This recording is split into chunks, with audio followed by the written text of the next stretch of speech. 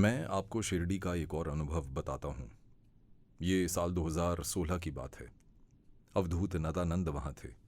मैं शिरडी में एक रेस्टोरेंट का उद्घाटन करने आया था और उसी दौरान अवधूत नदानंद भी वहाँ थे। तो उन्होंने मुझे फ़ोन किया और कहा, उस दौरान जब तुम शिरडी में हो, मैं तुम्हारे साथ अकेले बिना तुम्हारे लोगों के कुछ समय बिताना चाहता हूँ।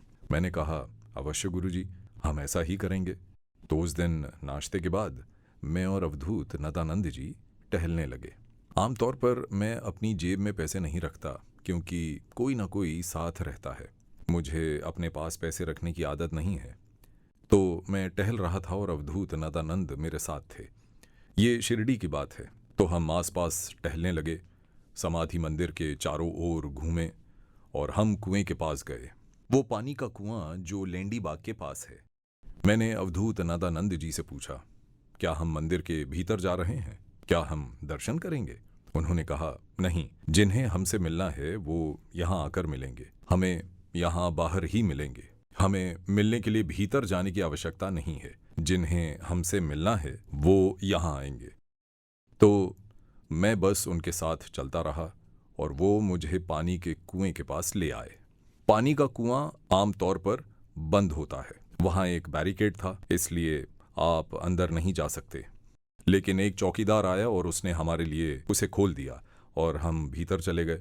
मुझे नहीं पता कि उसने हमें पहचान लिया था या क्या, लेकिन उसने उसे खोल दिया और हम भीतर चले गए। नदानंद जी ने कहा, क्या आप अंदर झांक कर देख सकते हो? क्या आपको वहां अपना चेहरा दिख रहा है पानी में पड़ती परछाई में? मैंने कुएं के भीतर झांका और वहां मेरा चेहरा था। मैंने कहा, जी गुरुजी, मुझे मेरा चेहरा दिख रहा है। ठीक है, आओ। तो हम आसपास घूमते रहे और फिर वे बता रहे थे कि सेवा क्या है। जो सेवा हम करते हैं, जब भी हमें लगता है कि मेरे पास कुछ पैसे हैं, मैं आपको दे देता हूँ।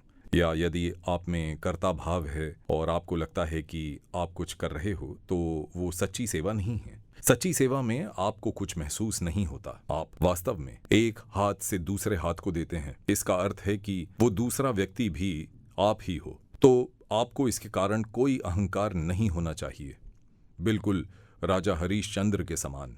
आपको पता है, जब वो सेवा करते थे वो नीचे देखते थे ताकि उनका अहंकार रुकावट न बने या उनमें दूसरों से बेहतर होने की भावना न हो, इसलिए वो नीचे देखकर दान देते थे। तो इस प्रकार वे समझा रहे थे कि फिर एकदम से उन्होंने कहा, अरे चलो, वो प्रतीक्षा कर रहे हैं, आओ, कोई हमारी प्रतीक्षा कर रहा है।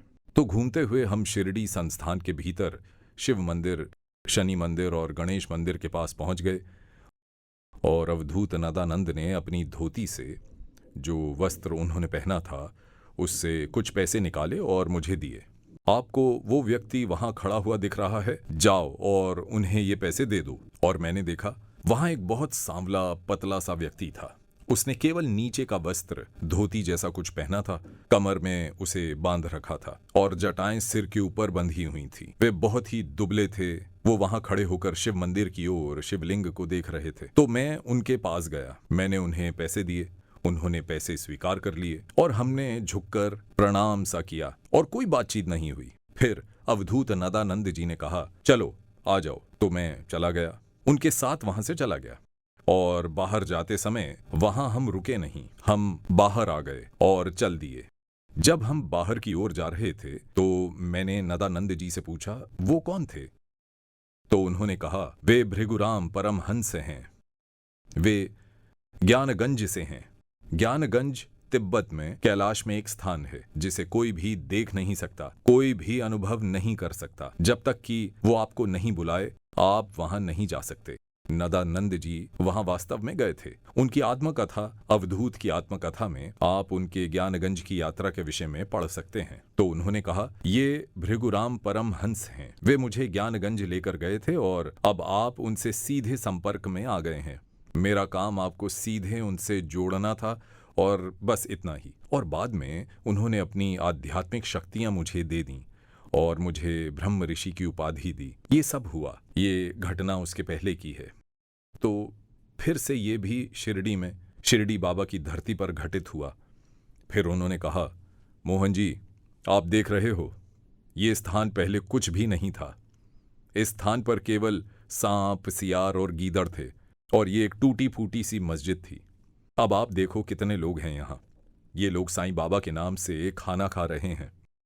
फिर उन्होंने कहा, एक दिन आप भी पूरे संसार में जाने जाओगे और उससे जुड़ी कुछ बातें कहीं। मैं उन बातों की व्याख्या नहीं करना चाहता। मैंने कहा, गुरुजी, ये अच्छा है कि बहुत सारे लोग यहाँ भोजन कर रहे हैं, वे साईं बाबा के नाम से खाना खा रहे हैं। ये तो बहुत ही अद्भुत है, ये तो अच्छी बात है। उन्होंने कहा, हाँ, ये अच्छा है। बस यूं ही कुछ सामान्य बातचीत की, लेकिन उसका गहरा अर्थ था। इसका अर्थ है कि साईं बाबा समाज को अपने आसपास और बाहर भी कितना कुछ प्रदान कर रहे हैं।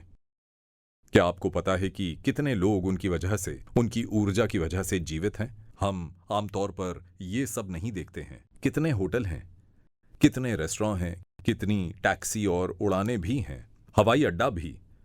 शिरडी का हवाई अड्डा केवल साईं बाबा की वजह से है, अंतर्राष्ट्रीय हवाई अड्डा, सभी कुछ। तो आप एक सद्गुरु की शक्तियों का कभी अंदाजा नहीं लगा सकते। आप एक आकृति को देखकर ये मान सकते हैं कि ये वो हैं, नहीं, बिल्कुल नहीं। आप कभी उनकी चेतना के स्तर को, जिससे वे कार्य करते हैं, नहीं समझ सकते। ये शरीर केवल एक प्रतिरूप है, शरीर केवल एक चित्रण है। उस व्यक्ति के कई और आयाम भी हैं। जैसे कभी कभी राम से बड़ा राम का नाम होता है, वैसे ही साईं बाबा का नाम उनके शरीर से कहीं अधिक बड़ा है। तो साईं बाबा का नाम कई लोगों को भोजन प्रदान कर रहा है, उनका उपचार कर रहा है, बीमारियां ठीक हो रही हैं, कई चीजें हो रही हैं बाबा के नाम से। तो आप बाबा को कभी पूरी तरह नहीं समझ सकते। इसलिए मैंने पहले भी कहा था कि बाबा को समझना बहुत ही मुश्किल है। आप केवल अपनी आंखों से उन्हें देख सकते हैं, बस उतना ही जान सकते हैं, केवल उन्हें उतना ही जान सकते हैं। अन्य व्यक्ति बाबा को अपनी आंखों से देखता है, उन्हें अलग अनुभव होगा। हर व्यक्ति का अलग अनुभव होता है और ये सभी बाबा हैं। तो साईं बाबा अपरिमेय, अज्ञेय, अकल्पनीय हैं। वे सर्वव्यापी हैं, वे ईश्वर हैं।